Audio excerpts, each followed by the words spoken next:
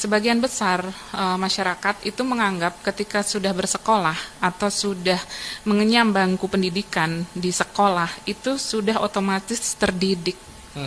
Padahal enggak. Itu dua definisi yang sangat berbeda. Gitu. Tapi itu tidak pernah tersampaikan gitu. Tidak pernah menjadi pemikiran khusus gitu bahwa pendidikan itu ya suatu yang berbeda dengan persekolahan. Cuman hari ini dicampur menjadi satu. Bagaimana kemudian persekolahan itulah pendidikan, padahal berbeda sekali. Persekolahan itu nanti kaitannya dengan mengasah kognisi gitu ya, kognitif, pembelajaran gitu. Tapi kalau pendidikan itu memang mengasah budi pekerti tadi, mengasah moralnya gitu. Nah, tadi benar kata Bang Michael, akhirnya nggak balance karena cara pandangnya sudah berbeda dulu. Dari awal sudah berbeda. Bahkan orang-orang yang duduk di pelaku-pelaku pendidikan sendiri itu sudah berbeda cara pandangnya. Gitu. Jadi menganggap ketika mentransfer ilmu pengetahuan itu sudah mendidik, padahal tidak.